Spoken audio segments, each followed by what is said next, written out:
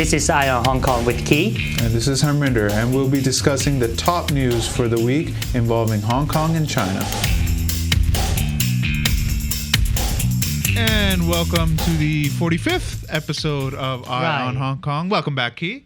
Oh, thank you. It seems like quite a long time that I haven't seen you, though. But it's only been one episode. Okay. Yeah.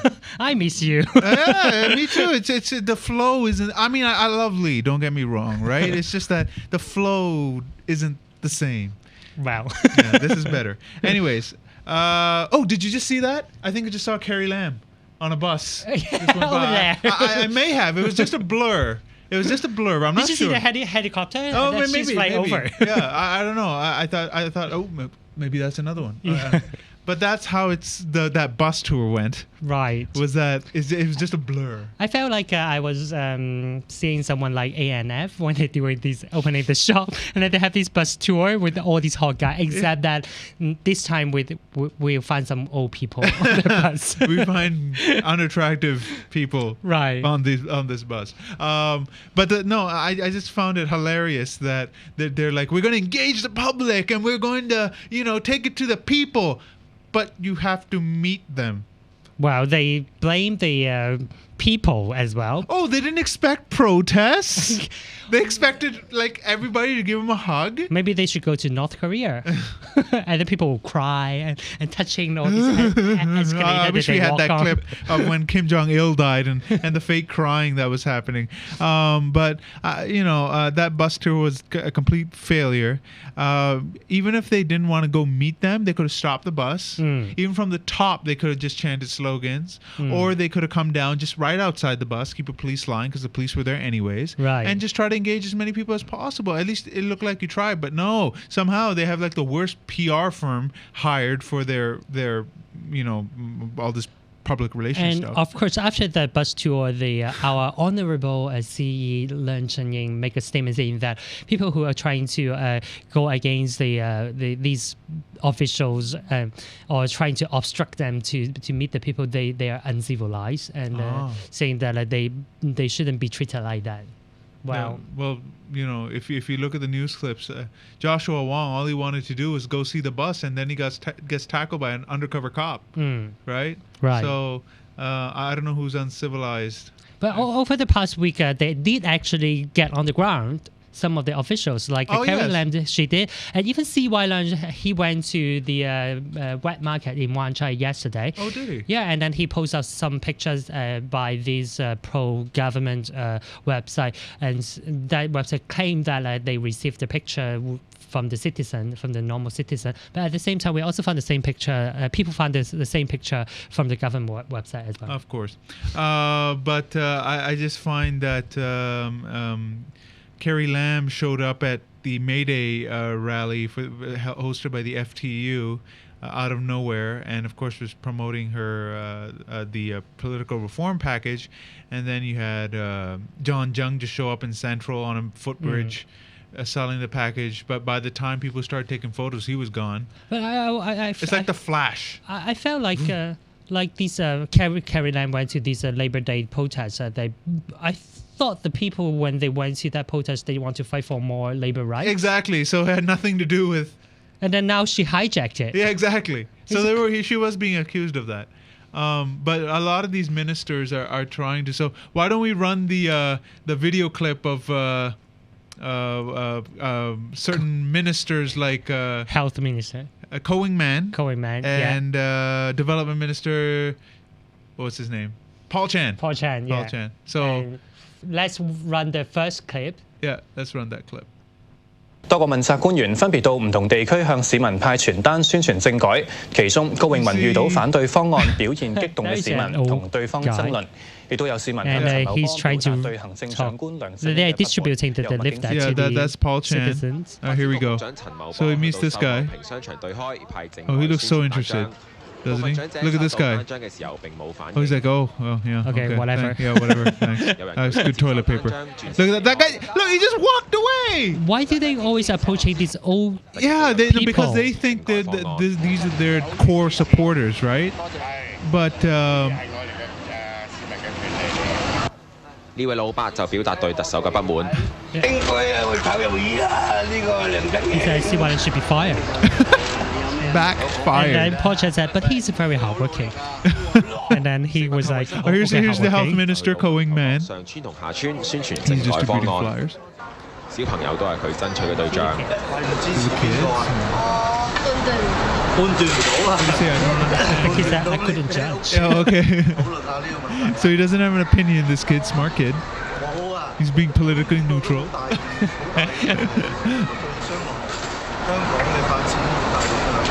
Coleman said that it's about the Hong Kong development and he should 不過有長者就 read 有 both 唔同嘅 sides. 意見。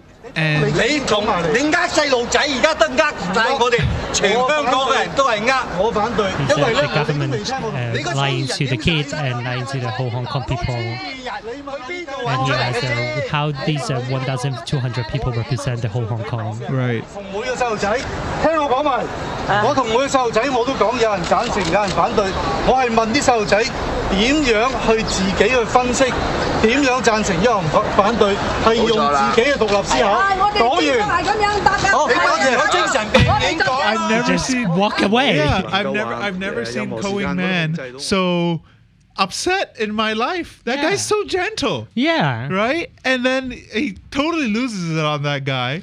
Because why? But I think that guy is not that rude. I think he's just. No, he wasn't. He was just he's just getting his point across. And Right. I don't know what ticked off Ko-Wing Man there. But now, I mean, it's just happened, and then it's all over the internet, the video already. Yeah. And then people saying that they don't want to listen because even people try to reason with them, they just get mad and then walk away. Exactly. They don't want to hear the other side, and if they do hear the opposition, they just smile or something like that. Like they don't take them seriously, and that's kind of patronizing. They really need a good PR firm to know how to engage the public. Or they need some anger management. Well, I think Ko-Wing Man does. His blood pressure may be high. He is a doctor after all, so he needs to get himself checked out. But here's the thing. 3 universities in Hong Kong Right. Conducted a poll, and Now TV, they conducted a poll, and only 47% It's quite high, though. But still, they said it's over 50%. The It's at government, 60. Yeah, they said 50 to 60%. Yeah. That's the numbers they're getting internally in their own polls. I okay? think they said that because of the one of the pro-Peking labor union make a poll, and then they used that as a figure to quote it to CPC and to everyone in Hong Kong. But even that pro-Peking Labour Party saying that they didn't really expect that the government would do that because they admitted that poll or the survey was not very accurate. Okay, the FTU did a poll. Yeah, FTU, and they had right. an 80% approval rate. Right. Yeah, come on, give me a break. That's not biased. I'm sure it's not. But look, we're talking about neutral universities conducting this poll, and 47% said that they support it, 38 oppose it, and there are 16% that are undecided. Right, but it's still outrating the number that are opposing the political reform. Right. But it's not over 50%. It's a failing grade. 47% is still a failing grade by any stretch of the of their imagination. They think it's still great. It's not. Why do you need 2/3 majority in LegCo? That is consensus. And you don't even have anything close to that in public opinion. So how can you just ram it through? But are you saying that they have to have like a 75%? No, I'd say 65 to 70%. Then they will be safe. Then I can say that there is a consensus in society that they really want this package. But no, not 47. But I think what their argument now is that they're saying that they have 47% each, so they could outrate the people that only have like 30%, 35%. Yeah, okay, fine. There's still the majority, right? But come on, it's you need 2/3 in LegCo, right? Right. You need the same thing in public, even if it's not perfectly 2/3. It can be a little less. It's not even close. Right. So all these fudge numbers of we have over 50, 60, 70, 80% support is nonsense. Right. I think at the same time, I think last week, one of the professors from Hong Kong also pointed it out that there is never ever a percentage that over 50 that's supporting the government proposal. Right. Right, and it's showing with all these government ministers going out there and trying to get public support, and most of them just walking away from them, or just not interested, or getting in their face, one or the other. You know, look what happened when Carrie Lam went to Chung Sha Wan. FDU staged a like meet and greet with the chief secretary, and the first guy that got the mic and said, "I want genuine universal suffrage." That guy, they handpicked these people, but this guy, you know, was a little smarter than that. Yeah. And it totally backfired in their face. Of course, they cut his mic off and told him to get out of there, right? So is it the way that they try to collect the public opinion? It's so patronizing. And you know what's funny? It was the South China Morning Post that called it a staged event. So to this SCMP. We sound about powerful. Yeah. But we'll give you that for reporting the truth there. And then you have, I don't know why Tung Chee-hwa, our first chief executive. Oh, he's alive. I don't know why he keeps coming out. It's the fourth time in his many months, I think 8 months, that he's come out and in support and saying, "Oh, pandems, it's the radical votes that you the radical members that you shouldn't be afraid of. Vote with your conscience and stuff like that." I like the question that asked by the ATV reporter. What was it? To Tung Chee-hwa in that press conference, and he said that since you have come out 4 times within the 8 months, past 8 months, and do you think that you are doing more good or more harm to Hong Kong? Yeah. Why are past officials coming out continuously and putting in their 2 cents, you know?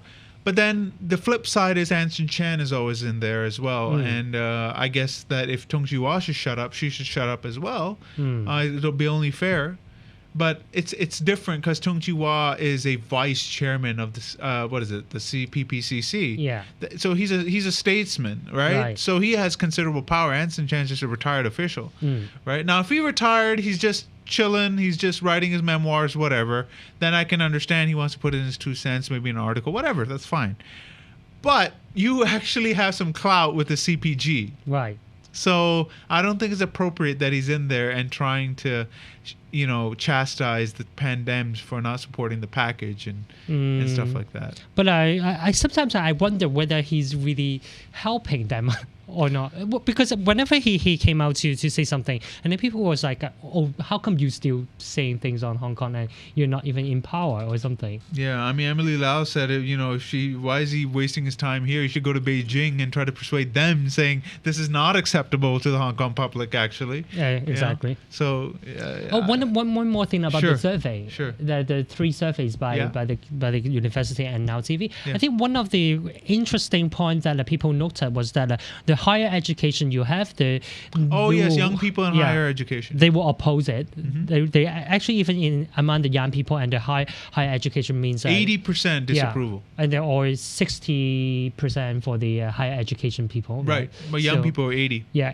young people for the 80. So it seems that those who have lower education, then they tend to support it. And so can we say that only smart people will oppose it? See, I don't want to go there, because at the same time there are people that I know that you know just barely did Form 5 or under, and they don't support it, right? I think it's more of an age thing than a education thing. It's just interesting to see that that's what they got out of the surveys. Right. But I find it to be more about the age. When they're definitely 45 and above, it seems they support it because they just want a stable Hong Kong. They just want to live out their retirement and then die. But you know, they want to retire in Hong Kong. I just don't understand. Why? It's their because home. It's so expensive. It's so polluted. Expensive. Well, I understand, but you know, you're familiar with the area. You know your neighbors and stuff like that. So it's difficult to just uproot and go to like Shenzhen or Vancouver, or you know, at least you can find someone to play mahjong easily there. You know. Sure, but yeah, I mean, if you want to go somewhere warm like Thailand and everything, culture's different and everything. They don't you play want mahjong. Right? Maybe right. Malaysia probably better, anyways. But then we also have the Bar Association delegation that went up to Beijing, The and chairman. they talked to Li Fei, Right. and who's the chairman of the Basic Law Committee. But who's Li Fei? He's chairman of the Basic Law Committee. But the thing is that he came out, and then I don't know, I didn't know his name before like 2 years ago, and then suddenly he came out and the said, man "Oh, that I'm the introduced one us, who's gave you the 831 decision. yeah." And Yeah. then suddenly he came out and said that, "Oh, I have the authority, and then I give the decision." Who the hell is he? Okay, how about Wang Guangya? Okay, we do know who Fine, he is. All right. okay. Okay, he's actually in charge of high-ranked Hong Kong. intellectual. Okay. Yeah. All right. He's actually in charge of Hong Kong affairs because he's the director of the State Council's Hong Kong Okay. and Macau affairs office. But yeah, the interesting thing about the meeting was that the Bar Association, especially Ronnie Tong and Dennis Kwok, were like, it didn't seem like they were trying to sell us to accept the package at all. It was just like, you guys should accept it. Anyways, what's for lunch? I mean, it's like they were uninterested. So they're getting the feeling that they don't care if it fails. So what is the End game? implication actually? What is the what? Yeah, what is it? Why are they not interested?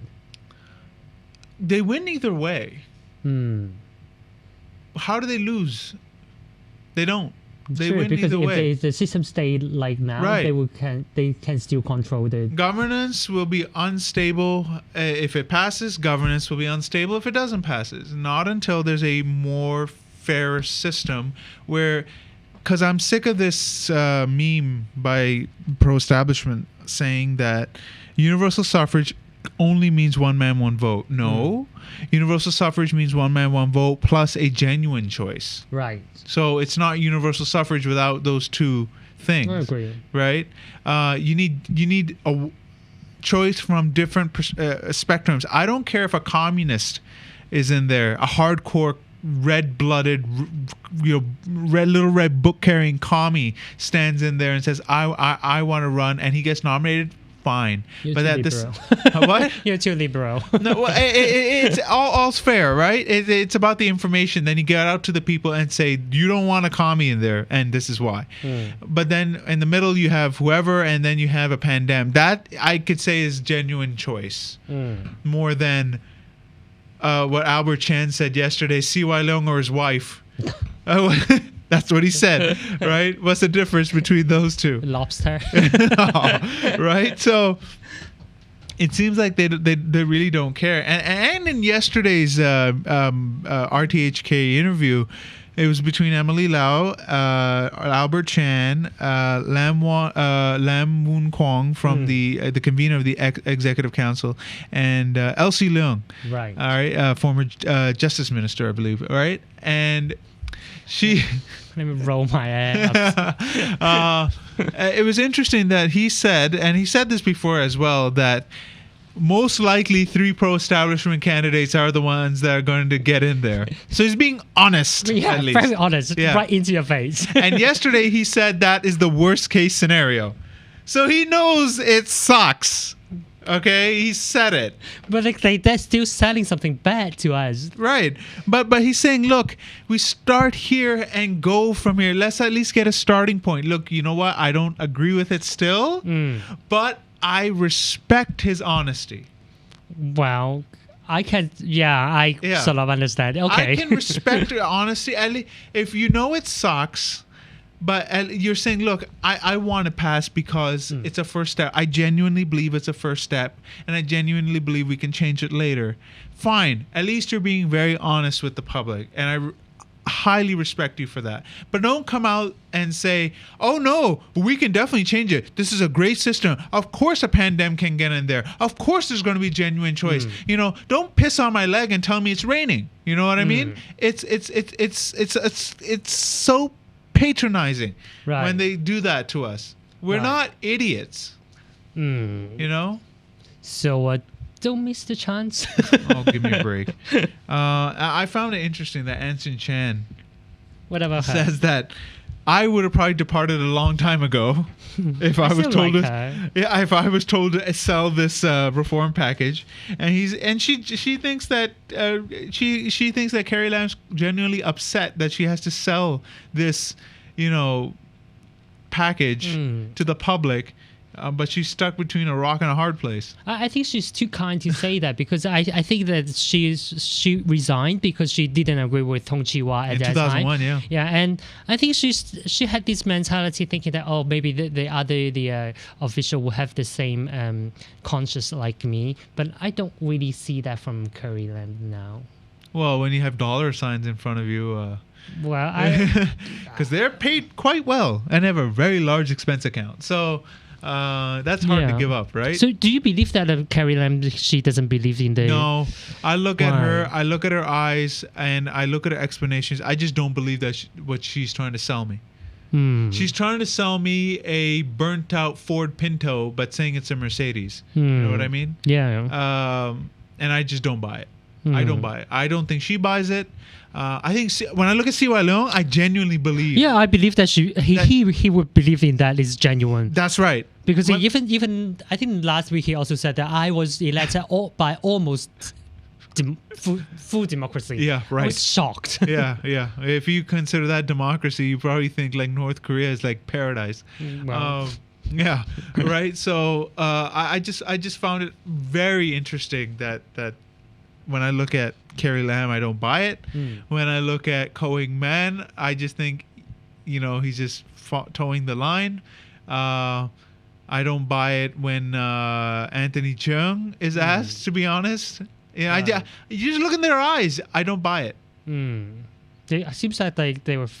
I mean, like very funny was that CY Leung went to this wet market in IONHK, and then the guy asked him, "Why are you here?" And then he said, "Oh, it's holiday. That's why I come to the wet market." And then people was like taking pictures of him and something, and he posted on the blog, and then some people said that you're lying because you're working there, actually trying to promote your photo proposal. op. Yeah. Let me guess. No jacket. No open jacket. shirt. Rolled up sleeves. So, Or a golf casual, shirt. Yeah. Yeah. Typical. Wow. It's typical. And anyways, we'll continue. I found this very interesting that James Tien, once again, James Tien comes out and spills the beans and says, hey, the liaison office called us and says, hey, why don't you go out there and support the government's reform plan? Drum up some support. And he said the liaison office called us. That is a violation of Article 22 of the Basic Law, where they cannot get involved in our internal affairs. Since they like to use it all day long, we can say it now too. And of course, everybody, it's an open secret. They are totally interfering in our internal affairs. Why don't someone just put a banner or writing these Article 22 outside these liaison officer to remind them that they should, conform with the Basic Law? I think we should hand out a banner outside their office. It'll be taken down in 3 seconds. Well, at least why? It's Basic Law. What they said that we should learn it. That they throw in our face all day long. Yeah, You're so right. we are throwing the same thing at their face too. Yeah, follow the Basic Law. Yeah, exactly. Right? Stop interfering in our internal affairs, right? Right. But of course, they're doing that all day long, especially with this chief executive who allows it. Yeah, he was actually pushed by them up to that throw. Yeah. This was interesting. I mean, I feel like I'm back in the 90s, but the heiress to the Bossini fortune was kidnapped by 6 mainland speaking, Putonghua speaking criminals. Must be Singaporean. Could be. Or Taiwanese. Or Malaysian, or yes, who knows. But they kidnapped her, held her for ransom. They wanted 40-50 million, but they agreed on 28 million. Money was delivered. She was released. They've escaped. Cops have been scouring the countryside and by land, air, and sea, and they can't find 6 guys, and they have the photos for 2 of them. Maybe if they weren't busting heads of protesters, they would actually get some police work done. But anyways, I found it absolutely deplorable that the former security secretary, Ambrose Lee, came out and said that the reason this kidnapping happened was because of Occupy. It was because of the umbrella movement. How does that relate to that? Because it was civil disobedience and breaking the law, that suddenly people do not follow the law and actually break it on purpose, and just they absolutely just flaunt it now. Okay. By that logic, Yeah. when the cops are having running gun battles Right. with robbers, jewelry store robbers in the 90s, we made lots of famous Hong Kong movies based on this stuff. What was that based on? What caused that? The Tiananmen Square crackdown in '89? Was that the cause? They say, well, tanks and stuff. Now we got to like rob people. Okay. Then Victor Lee was kidnapped in 1996. Very famous. Li Ka-shing's son. Yeah. He was released as well after a big payoff. What was that caused by? Chris Patton's rapid democratic reforms? was that why it caused it? See, this is why I have a problem with these government people, is the stuff that comes out of their mouths. Just absolutely. They try to blame everything on Occupy. And they don't even have logic in what they say. If they had logic, I'd understand. I mean, they really think that we will believe in their bullshit or what? I mean, exactly. It is a bunch of bullshit. Because, I mean, and let's not forget, this guy is a local deputy to the NPC, National People's Congress. This is the kind of crap they're saying to the CPG. Yeah. And the CPG says, you must be telling us the truth because, you're a local delegate. You know what's going on in Hong Kong. So they have to take that into consideration. You see what I mean? Yeah. This is the kind of stuff, this is the kind of reports that are going into the CPG from these types of people. They have no dignity and Exactly. It makes me sick that they just want to tell what the CPG wants to hear. Now imagine if they went to the CPG and told them the truth. I don't know what their response would be, but I don't think we would get this type of reform package. They may have said, well, let's try 30% at first for the final nomination. As a first step, I would consider it. I'd say I'd accept it. I'd say I'd consider it. I won't even consider this. right. I think one of the saddest thing that I read from the internet is that some people actually believe in what he said. And there's some very famous columnists in Hong Kong. And do they sniff glue and paint on their off time? These I don't people? know. They must have some drugs. I mean, how could they? Drugs can be good though. I mean, sniffing glue and paint, it will kill brain cells. And then people still buy what they said. I mean, have you guys really think before you believe in anything like this? I'm shocked anyway. Yeah. No, it's. I mean, it's not the first time we've heard ridiculous statements coming out of the. Well, but one good news about Hong Kong is that Andy Zhang. Oh, if you call that good news. It's good news, right? Yes, the police commissioner is finally retiring. passed away. Oh no, No, he was retiring. Oh, it's because why I said he's passed away because one of these pro-Peking, pro-government news, online internet news, they used the make an image of him in black and white and looks like he passed away. Oh, so I don't know why this. All that was missing was like flowers around it on a van. But I found it interesting that as he gave the final speech, he bolted to a car and just left.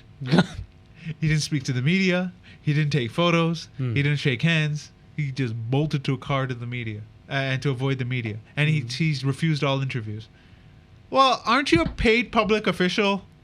Well, I'm leaving. I don't have to do anything. Yeah, Right? now I can keep my mouth shut. Yeah. And the worst thing is that these people actually sign contracts saying that once you retire, you cannot talk about your time in the government. I mean, we can't even get memoirs out there just to like know what. Do they have a time limit for that? No, there's nothing like until you die. So let's hope they have deathbed confessions lined up. Quite bad because I think they should have an archive law saying that. Archive law is atrocious. We need a proper archiving law. Half the stuff is like shredded. Yeah. Right? And of course the government and pro-establishment don't want it. They want to be able to shred all the bad stuff. A record of all the crimes. I mean, misdeeds. I mean, the work that they do. Right. Right. Well, that's what we are. They don't want us to remember. That's right. Anyways, we'll be back in the second half with our guest, Jonathan Morris, and he'll be speaking to us about some projects that he's been involved with that involve Hong Kong. So it'll be interesting. Stick around for the second half.